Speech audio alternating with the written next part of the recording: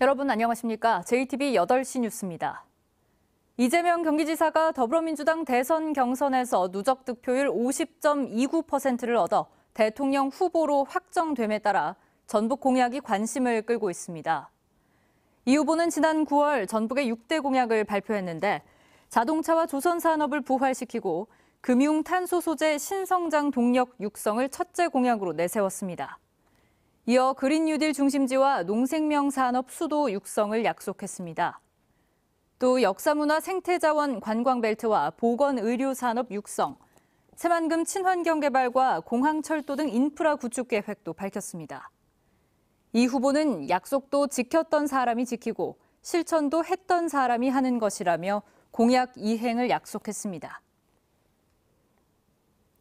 유승민 국민의힘 대통령 경선 후보가 오늘 전주를 찾아 호남을 디지털과 에너지, 금융, 농업이 어우러진 혁신 선도 지역으로 조성하겠다고 밝혔습니다.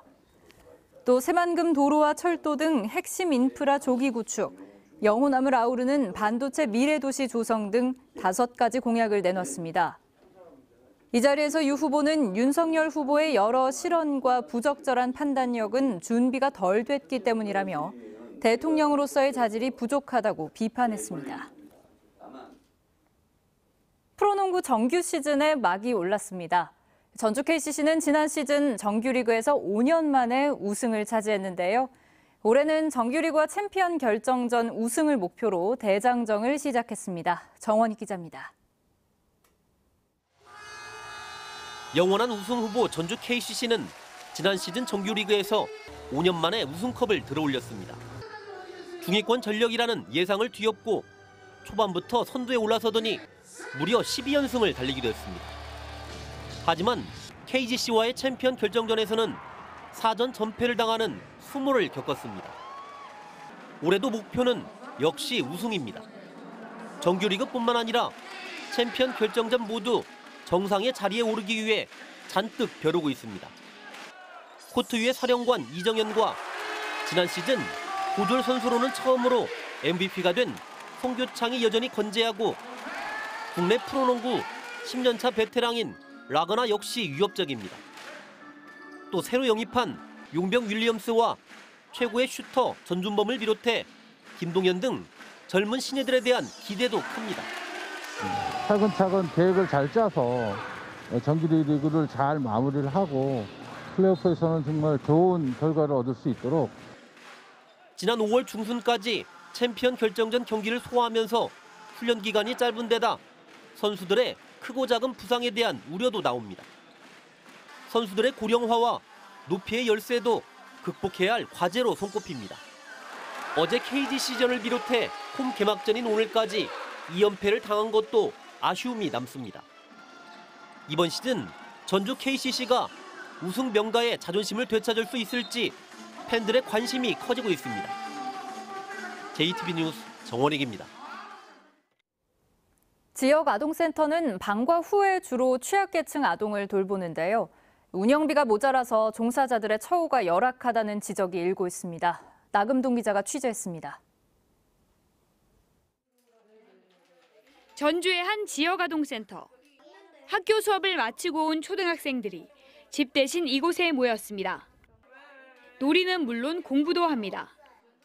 어려운데 여기서는 선생님들을 도와줘서 좋은 것 같아요.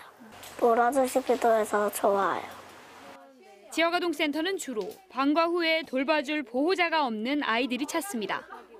평일 오전 10시부터 오후 7시까지, 때론 늦은 밤까지도 운영됩니다.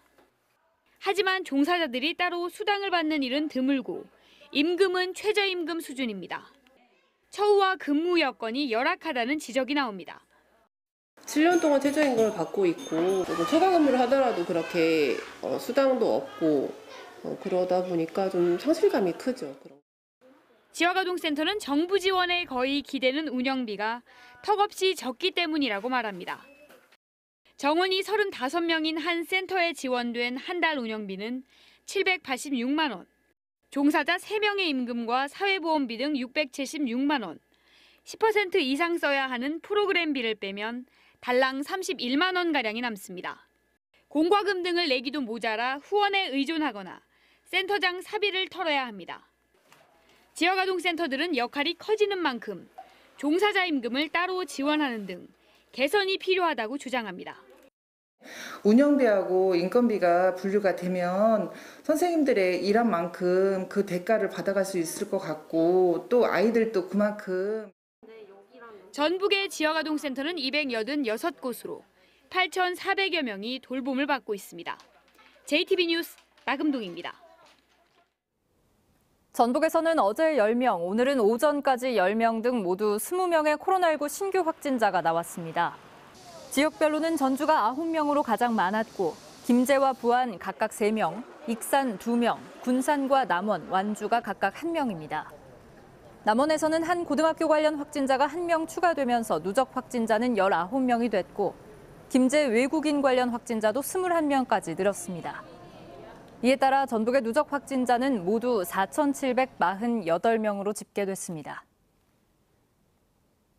정부가 전액 국비로 지원해온 코로나19 백신 접종을 내년부터는 자치단체도 분담하도록 해 시군들의 예산 부담이 가중될 것으로 보입니다.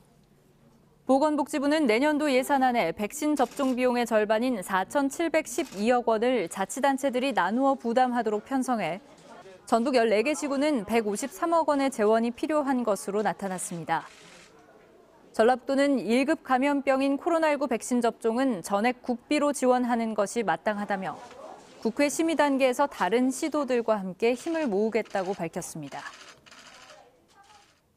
그동안 중단됐던 공공의료인력 양성 대책에 대한 논의를 재개해야 한다는 주장이 나왔습니다. 민주당 김성주 의원은 보건복지부 국감에서 단계별 일상 회복의 필요성이 커지는 만큼 공공의료인력의 양성은 시급한 과제라며 국립의학전문대학원 설립은 흔들림 없이 시행돼야 한다고 강조했습니다. 김성주 의원은 이를 위해 국립의학전문대학원을 남원에 설립하고 학생 수련 방안을 담은 2018년 당정 협의를 적극 이행해야 한다고 말했습니다. 오늘 오후부터 대부분 지역에는 비가 내리고 있습니다. 이번 비는 모레까지 이어진 뒤 점차 그치겠습니다. 내일까지 예상 강우량은 20에서 60mm입니다. 기온도 크게 떨어져 내일 낮 최고 기온은 16도에서 19도로 오늘보다 10도 이상 낮겠습니다. 전주기상지청은 오늘 밤부터 내일 새벽 사이에는 돌풍이 불고 시간당 20mm 이상의 강한 비가 오는 곳이 있겠다며 주의를 당부했습니다.